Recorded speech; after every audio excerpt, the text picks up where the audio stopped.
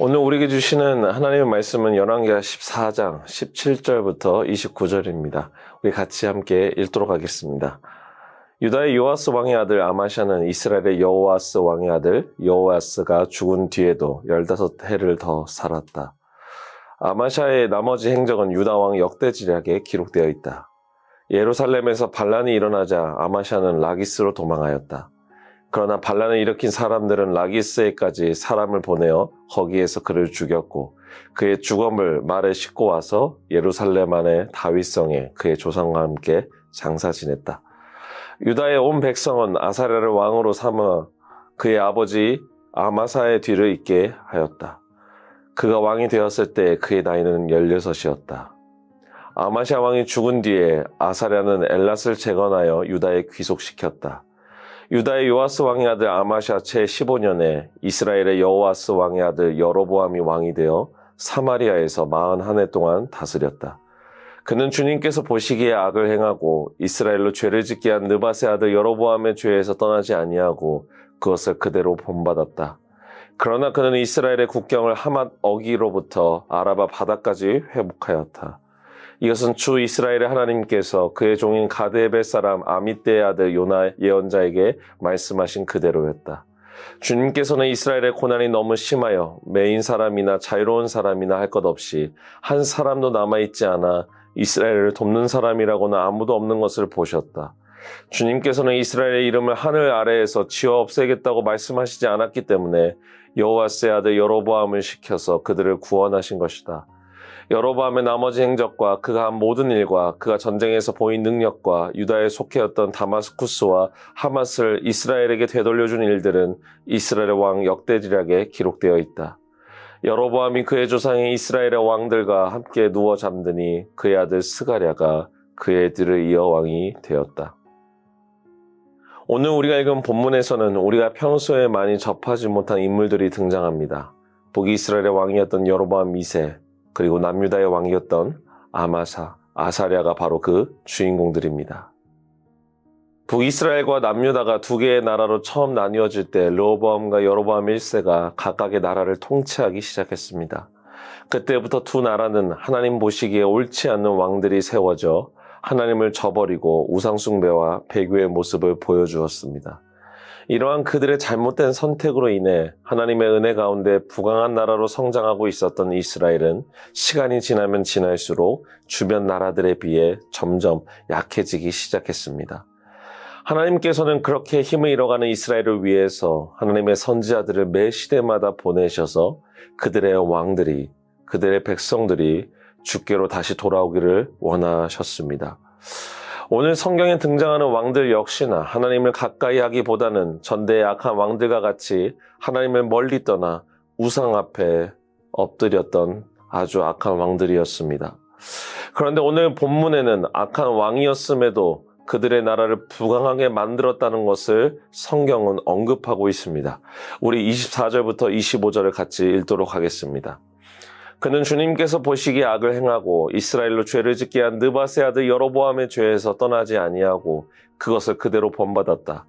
그러나 그는 이스라엘의 국경을 하맛 어기로부터 아라바 바다까지 회복하였다. 이것은 주 이스라엘의 하나님께서 그의 종인 가드헤벳 사람 아mit대의 아들 요나 예언자에게 말씀하신 그대로였다. 요나 선지자가 하나님의 말씀을 선포했던 그때에 북이스라엘은 그 어느 시대보다 부강한 나라가 되었습니다. 이 당시에 북이스라엘 영토를 하맛 어기에서부터 아라바 바다까지라고 소개하고 있는데 이는 지금의 이스라엘 북쪽에 있는 시리아 지역과 남쪽의 사해 지역까지를 의미하는 것으로 북이스라엘은 이때에 제2의 전성기를 맞이하게 되었습니다. 그런데 여러분 여기서 중요한 것은 이스라엘이 그냥 여로보암 2세 때 제2의 전성기를 맞이했다는 것이 아니라 여전히 선대 왕들이 지었던 죄에서 떠나지 않았는데도 제2의 전성기를 맞이했다는 것입니다. 하나님은 여전히 떠나 있는데도 회개하며 돌아오지 않았는데도 나라가 부강해졌습니다. 그런데 여러분 북이스라엘이 맞이한 제2의 전성기는 그냥 우연히 이루어진 것이 아니었습니다. 성경은 이와 같은 사실을 정확히 기록하고 있는데 하나님께서 요나 선지자를 통해서 미리 말씀해 주신 그 말씀대로 이루어졌다는 것을 특별히 강조하고 있습니다. 솔로몬 이후 잃어버렸던 북쪽의 땅들을 되찾을 정도로 부강하게 해주시겠다고 요나 선지자를 통해 약속해 주신 이 말씀대로 이루어졌다는 것입니다. 이는 그들의 부강함이 절대로 그들의 노력이나 그냥 우연히 얻어진 것이 아니라 하나님께서 그들이 여전히 하나님을 떠났음에도 그들에게 이러한 은혜와 축복을 주셨다는 것을 의미합니다. 그러면 여러분, 왜 하나님께서는 여전히 하나님을 떠나 우상 앞에 나아가는 이런 자들을 위해 약속해 주셨을까요? 성경에서는 이와 같은 이유를 이렇게 소개하고 있습니다. 우리 함께 26절과 27절을 같이 읽도록 하겠습니다. 주님께서는 이스라엘의 고난이 너무 심하여 매인 사람이나 자유로운 사람이나 할 것 없이 한 사람도 남아있지 않아 이스라엘을 돕는 사람이라고는 아무도 없는 것을 보셨다. 주님께서는 이스라엘의 이름을 하늘 아래에서 지워 없애겠다고 말씀하시지 않았기 때문에 여호와스의 아들 여로보암을 시켜서 그들을 구원하신 것이다. 성경은 그 이유가 무엇이라고 합니까? 그들이 너무나도 어려웠고 늘 침체되어 있었기 때문에, 고난이 너무 심하여 고통 가운데 살아갔기 때문이라고 이야기합니다. 그런데 사실 그들의 장기적인 어려움과 고통은 순전히 그들의 잘못된 신앙 때문이었습니다. 하나님이 심술궂은 분으로서 그들이 잘하고 있는데 고통을 주신 것이 아니라 그들이 먼저 하나님을 떠나 살았기 때문에 그들의 죄값으로 인해 고통을 받고 어려움에 처했다는 것입니다.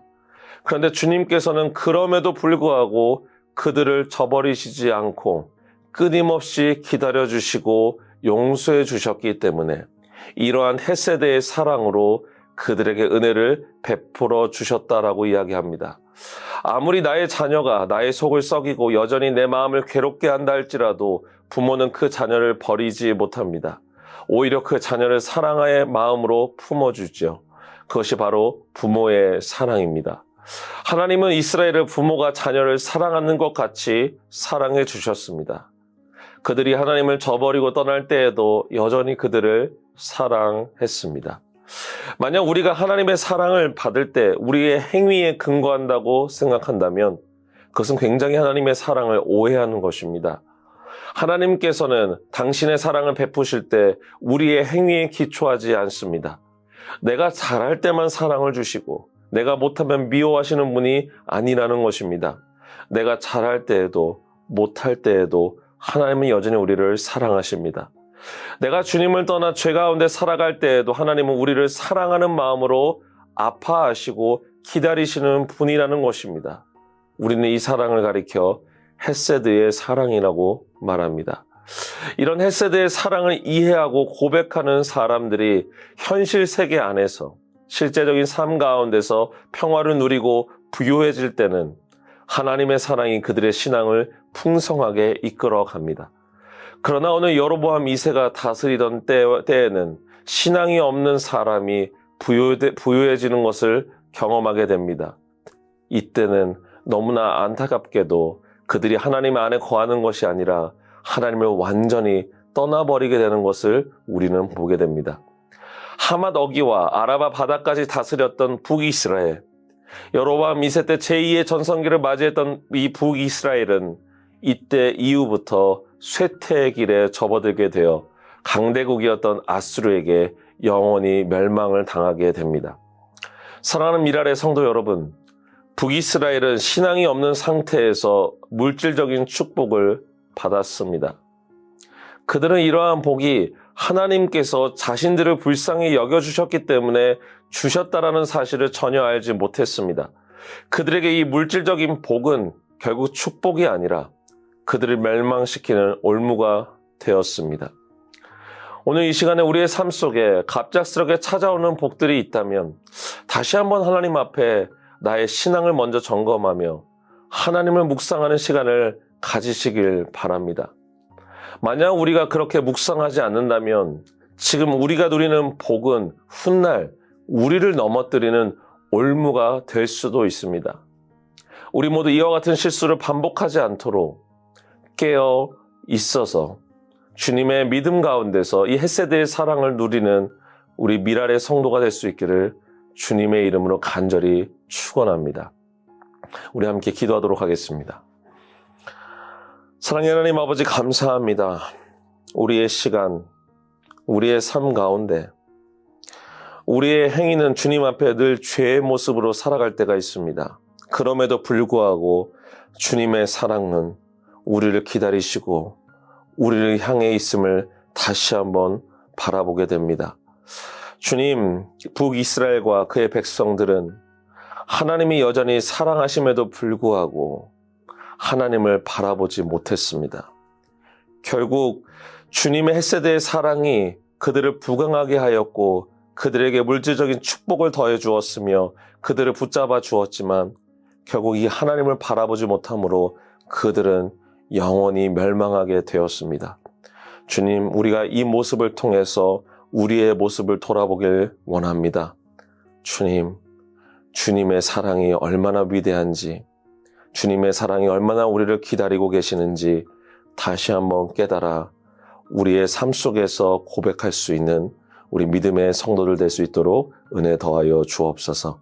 주님께서 오늘 하루도 붙잡아 주시고 함께 하실 줄 믿사오며 사랑이 많으신 예수 그리스도의 이름으로 기도합니다. 아멘.